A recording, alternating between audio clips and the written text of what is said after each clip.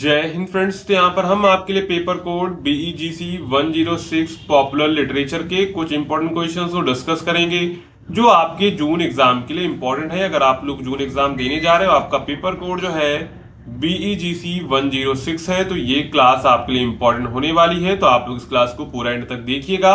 अगर आपको ये क्लास पसंद आती है तो वीडियो को लाइक एंड जो है चैनल को सब्सक्राइब करना मत भूलिएगा, जिससे आने वाली क्लास की नोटिफिकेशन आपको मिलती रहेगी। साथ में आप लोग टेलीग्राम चैनल को ज्वाइन कर लीजिएगा, जहां से हम इसकी PDF वगैरह वहां पर डाल देते हैं। तो आप लोग टेलीग्राम चैनल को जरूर ज्वाइन कर लीजिएगा। अगर आप लोग इस सब्जेक्ट के गैस पेपर को परचेज करना चाहते हैं, जिसमें हमने सभी इंपॉर्टेंट क्वेश्चंस को डिस्कस किया हुआ है जो आपकी एग्जाम के लिए इंपॉर्टेंट है, जिससे आप लोग अपना जो है फाइनल रिवीजन कर सकते हैं, तो उसको डाउनलोड करने के लिए सिंपली आपको क्या करना है, गूगल पे जाना है और यहाँ पे सर्च करना है shop.hindustanknowledge.com। अगर आप वेबसाइट से नहीं डाउनलोड कर पा रहे हैं तो डिस्क्रिप्शन में आपको एक नंबर दिया गया है, आप लोग उस नंबर पे व्हाट्सअप कर लीजिएगा, तो वहां पर भी आपको PDF मिल जाएंगी। अब आपको सिंपली सर्च कोड के ऑप्शन पे जाना है और यहाँ पे टाइप करना है BEGC 106। जैसे आप इसको टाइप करेंगे तो यहाँ पर ये आपका गैस पेपर आ जाएगा। तो सिंपली आप लोग यहाँ से इसको जो है परचेज कर सकते हैं। अगर आपको कोई प्रॉब्लम होती है तो आप इस नंबर पे व्हाट्सअप या फिर व्हाट्सअप आइकन पर क्लिक करके हमारी टीम को व्हाट्सअप कर सकते हैं। अब चलते वापस अपनी क्वेश्चन की ओर। तो यहाँ पर हमारा पहला क्वेश्चन क्या है, discuss the relationship between popular culture and ideology. यानी कि हमको रिलेशनशिप बताना है पॉपुलर कल्चर एंड आइडियोलॉजी के बीच में। तो यहाँ पर देखते हैं आंसर क्या होगा। Popular culture refers to the ideas, activities, music, fashion, movies and television that are widely liked and accepted by many peoples in the society. तो यहाँ पर जो पॉपुलर कल्चर होता है वो किसको रेफर्स करता है, ideas, activities, music, fashion, movies and television that are widely liked and accepted by many peoples in society. यानी कि सोसाइटी के बहुत से लोगों द्वारा उसे जो है एक्सेप्ट किया जाता है। जैसे म्यूजिक हो गया, कोई फैशन हो गया, कोई मूवी हो गई, तो वो सब क्या है, वो सब आता है पॉपुलर कल्चर में। It is a powerful tool that can save how people thinks, behave and view the world around them. यानी कि ये एक पावरफुल टूल है जो शेप देता है, यानी किसी चीज को है क्या करता है, शेप देता, मतलब उसको आकार देता है कि हाउ पीपल थिंक, यानी कैसे लोग सोचेंगे, बिहेव कैसे बिहेव करेंगे, and view the world around them, यानी उनके आसपास जो संसार है उसको वो कैसे देखेंगे, वो सब किसके द्वारा डिसाइड होता है, पॉपुलर कल्चर के द्वारा डिसाइड होता है। अब यहां पर देखेंगे आइडियोलॉजी।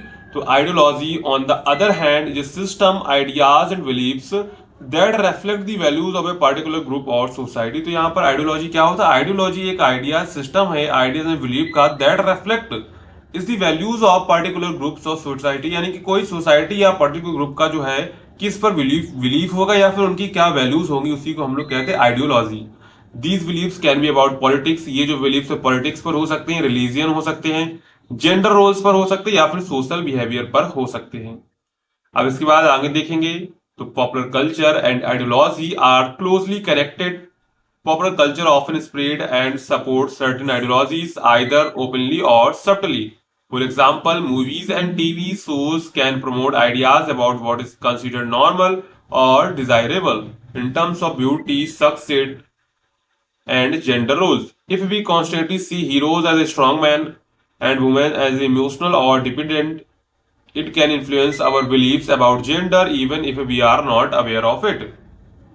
तो यहाँ पर जो पॉपुलर कल्चर होता है आइडियोलॉजी एक दूसरे से कनेक्ट होते हैं।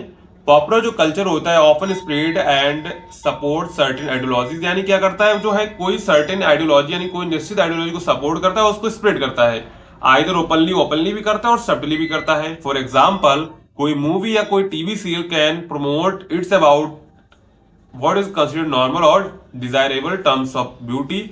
यानी कोई जो मूवी है, कोई TV है, प्रमोट करता है क्या कंसीडर करना है नॉर्मल और क्या कंसीडर करना है desirable in terms of beauty, success and gender roles.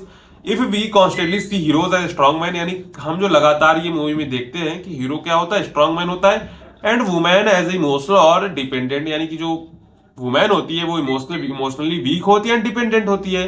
It can influence our beliefs, यानी ये हमारे जो विश्वास है उसको क्या कर रहा है, इस विश्वास उसको मजबूती दे रहा है कि जो पिक्चर में अगर दिखाया गया है कि जो है स्ट्रॉन्ग मैन स्ट्रांग होता है और वुमेन जो है वीकली जो है इमोशनली वीक होती है, तो यहाँ पर ये हमारे जो है ब्रेन में ये जो है बिलीफ बैठ रहा है कि जेंडर को लेकर कि यहाँ पर जो मेन होते हैं वो स्ट्रांग होते हैं और जो वुमेन होती हैं वो इमोशनली वीक होती हैं। Even if we are not aware aware of, ये हमको पता नहीं चलता कि हमारा बिलीफ चेंज हो रहा है, लेकिन हमारा अगर हम ऐसे ही लगातार देखें तो हमारा बिलीफ चेंज हो जाता है। इवन यहाँ तक कि हमें वी आर नॉट अवेयर, लेकिन यहाँ तक कि हमें भी पता नहीं चलता कि हमारा बिलीफ चेंज हो गया है।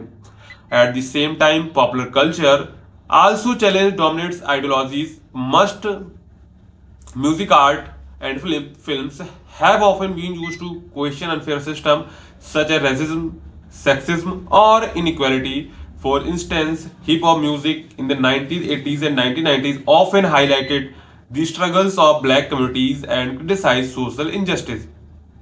Music arts and films have often been used to question unfair, यानी कि जो मूवीज वगैरह होती हैं वो क्वेश्चन करती हैं अनफेयर सिस्टम पर, सच एज रेसिज्म, सेक्सिज्म और इनइक्वालिटी पर। यानी कि हिप हॉप म्यूजिक जो 1980s में और 1990s में आया था ऑफन हाईलाइटेड, जो हाईलाइट करता है struggles of black community, black community के जो स्ट्रगल्स है उनको हाईलाइट करता है और क्रिटिसाइज करता है सोशल इनजस्टिस को। Companies, government and medias organization may use popular literary culture to spread their own ideologies to keep people loyal, obedient, and distracted. Advertisements, for example, often promote consumerism by making people believe they need to buy more to be happy or successful. यानी कि advertisement वगैरह चलते हैं वो क्या करते हैं, consumers यानी उपभोक्तावाद को जो है बढ़ावा देती हैं और बिलीव करते हैं, मेकिंग पीपल बिलीव, यानी लोगों का विश्वास बनाते हैं, दे नीड टू बाई मोर, उन्हें ज्यादा खरीदने की आवश्यकता है ज्यादा सुख रहने के लिए और जो है ज्यादा सफल होने के लिए। In conclusion, popular culture is not just entertainment, it plays a big role in shaping and spreading ideologies. It can be use to support the status quo और जो है to inspire change, understanding the relationship help us to become more thoughtful about the message we see and hear every day. तो यहाँ पर जो popular culture है कोई just entertainment नहीं है, it plays big role in shaping and spreading ideologies. ये जो है बिग रोल अदा करता है, बिग रोल अदा करता है to shaping and spreading ideologies. It can be use to support the status quo और to inspire change, understanding the relationship help us to become more thoughtful about the message we see and hear every day. तो यहाँ पर हमने पहला question अच्छे से discuss कर लिया। अगर आपको पहला क्वेश्चन अच्छे से समझ में आया है तो वीडियो को अभी से लाइक कर दीजिए। आप लोग वीडियो देखते पर वीडियो को लाइक करते नहीं है, तो लाइक करना भूल जाते तो अभी से लाइक कर दीजिए। अब यहाँ पर दूसरा क्वेश्चन हमारा, discuss the murder of Roger Ackroyd as example of unconventional defective fiction. तो यहाँ पर सबसे पहले हम लोग इसका स्टोरी समझ लेते हैं, इसमें होता क्या है। तो यहाँ पर जो है एक डॉक्टर होता है जिसका नाम होता है शेपर्ड। क्या नाम होता है उसका? नाम होता है शेपर्ड। और वो कहाँ रहता है? अपनी बहन के साथ में, अपनी जो उसकी जो विधवा यानी कि अविवाहित जो बहन होती है कैरोलिन, उसके साथ जो है किम्स अबॉट के जो है शहर में रहता है, गांव में रहता है। उसको क्या होता है, उसी के पास में क्या होता है, एक जो है दंपत महिला की जो है मृत्यु हो जाती है।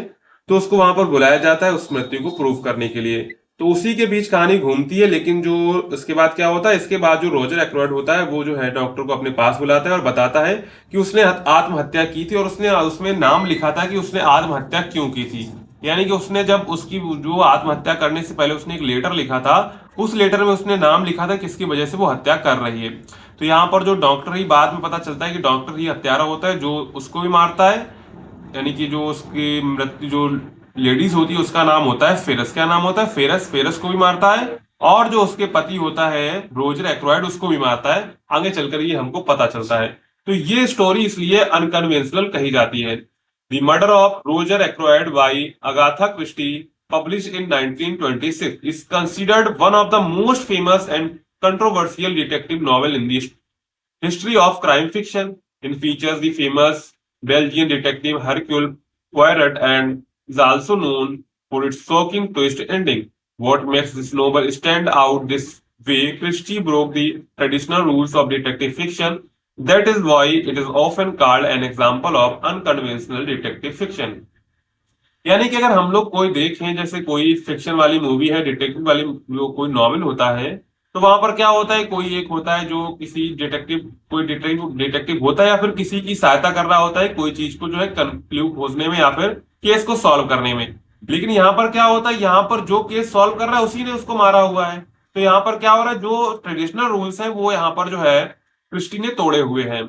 Breaking the rules of detective fiction, In the most detective novels, the narrator is either the detective himself or someone who helps the detective, like Dr. Watson in the Sherlock Holmes story. The narrator usually gives honest information to the reader. However, in the murder of Roger Ackroyd, Agatha Christie used a narrator who turns out to be unreliable. This is very unusual in detective fiction. यानी कोई बहुत सारे novel हैं जिसमें अगर हम लोग देखें तो या तो फिर कोई वही खुद डिटेक्टिव होगा या फिर वो someone who help the detective या फिर डिटेक्टिव में कोई सहायता वो कर रहा होगा। लेकिन यहाँ पर क्या होता है, जो डिटेक्टिव है वही वहां पर जो है मर्डर है। The narrator of this novel is Dr. James Shepard. यहाँ पर जो है narrator कौन है? Dr. James Shepard, a village doctor who is also helping Poirot in solving the murder of Roger Ackroyd.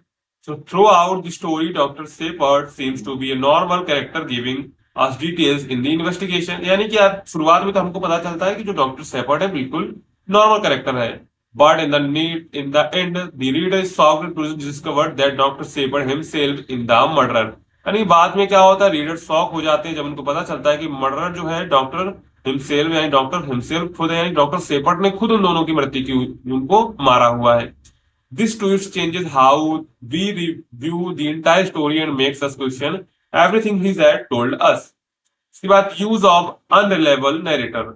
Agatha Agatha Christie used the technique of unreliable narrator in a clever and unexpected way. Dr. Shepard hides important details from the reader and manipulates the truth while still appearing to be honest. यानी कि यहाँ पर क्या होता है, जो narrator होता है वो इंपॉर्टेंट डिटेल्स को हाइड कर लेता है, रीडर को जो है मैनिपुलेट करता है सच के बारे में, जबकि उसने मृत्यु की वो सीधे बता सकता है उसने मारा था। This goes against the traditional expectations in detective fiction that the reader has the same chance as the detective to solve the crime. Normally, writers are supposed to play fair with the reader, but Christie challenges this rule and makes the reader feel betrayed and amazed at the same time. This clever use of narrator makes the murder of Roger Ackroyd a game-changing novel in detective fiction. It shows that writers could experiment with storytelling techniques even in a genre where certain rules were expected to be followed. इसके बाद है readers reaction and critical debate. When the novel was first published, it caused a lot of debate. यानी कि debate इस पे बहुत ज्यादा हुई. Some readers and critics felt that Christie had cheated by hiding the truth of them. यानी कि कुछ लोग तो क्या क्रिटिसाइज करते हैं कि जो क्रिस्टी है उन्होंने हमसे हमारे साथ चीट किया है, हाइडिंग ट्रूथ ऑफ देम, यानी कि उनसे जो है सच को छुपा के। Others praised her for being innovative and daring, और कुछ लोग उनकी प्रशंसा कर रहे थे इनोवेटिव के लिए। The famous detective fiction writer Raymond Chandler criticised the book while the others like Dorothy Elsevier appreciated its creativity. यानी किसी ने तो appreciate किया और किसी ने criticize किया। Today the novel is considered a masterpiece and turning point in the detective fiction.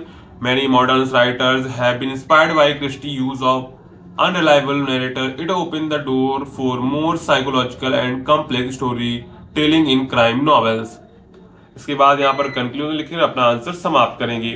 The murder of Roger Ackroyd is a perfect example of unconventional detective fiction because it breaks the usual rules of the genre by using an unreliable narrator who turns out the killer. Agatha Christie shocked her readers and refined what was the possible in detective story. The novel is not just a mystery to solve but also a clever experiment in how story is told. That's why it remains one of the most talked about the and admired detective novels in the world. तो यहाँ पर इसका answer हम यहीं पर conclusion के साथ समाप्त करेंगे। तो अगर देखिए इस तरह क्वेश्चन जो आपका सेक्शन शायद बी या सी में आता है तो आपको इतने नंबर में लिखना पड़ेगा, और सेक्शन बी में जो क्वेश्चन आता है उसको इतना छोटा लिखना पड़ेगा, ठीक है।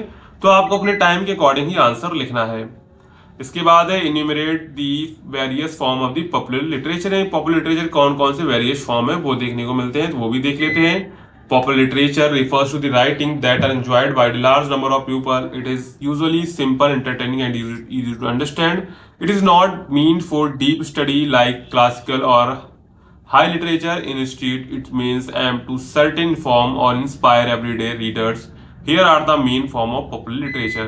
तो पॉपुलर लिटरेचर क्या है? एक राइटिंग है जो एंजॉय की जाती है large number of peoples. It is usually simple, entertaining and easy to understand. Is not meant for deep study like classical और हाई लिटरेचर। तो इसमें कौन कौन से पॉपुलर लिटरेचर आते हैं? सबसे पहला आता है नॉवेल। तो novel are long stories that explore characters, events and emotions. Popular genres include romance, mystery, thriller, horror, science fiction and fantasy. Example Harry Potter, दी डा विंसी कोड। इसके बाद शॉर्ट स्टोरीज आती हैं इसी में। These are shorter than novels and focus on a single event और character. They are easy to read and often have a twist at the end. Many are published in magazines और online platforms. इसके बाद comics and graphic novels इसी में आ जाते हैं। इसके बाद detective and crime fictions, romantic fictions, fantasy and science fiction, horror and thriller, और इसके बाद children's and young adult literature. तो ये सारे क्या है? ये सब जो है नॉवेल की फॉर्म है। तो नॉवेल में क्या क्या आते हैं? Detective and crime fiction novels आते हैं, कॉमिक्स एंड ग्राफिक नॉवेल्स आते हैं, रोमांटिक फिक्शन नॉवेल्स आते हैं, love stories are one of the most popular types of literature. They often follows a simple plot and focus on emotional and relationship. तो ये सब क्या है? ये सब जो है आपके पॉपुलर लिटरेचर के जो है फॉर्म्स हैं। तो इनको आप अच्छे से देख लीजिएगा और मुंह जो है यहाँ पर देख लीजिएगा। तो यहाँ पर टोटल हमने 3 क्वेश्चंस को डिस्कस किया हुआ है और लास्ट में लिखे in short popular literature is whole wide ranging and appeals to the all age group. Its main goal to entertainment connect with the general public. यानी जो पॉपुलर लिटरेचर होता है वो वाइड रेंजिंग है, अपील्स टू ऑल एजेस यानी कि सभी age group के लिए होता है। It means goal to entertainment and connect with general public, यानी इसका क्या काम होता है? जो है लोगों को एंटरटेनमेंट करना और जनरल पब्लिक के साथ जो है कनेक्ट करना। तो यहाँ पर टोटल हमने 3 क्वेश्चंस को डिस्कस किया हुआ है जो आपकी एग्जाम के लिए इंपॉर्टेंट है, जो हमने प्रीवियस ईयर से लिए हुए हैं। अगर आपको ये क्लास पसंद आई हो तो वीडियो को लाइक करिएगा एंड जो है चैनल को सब्सक्राइब जरूर कर लीजिएगा। ठीक है, मिलते हैं अगली क्लास में।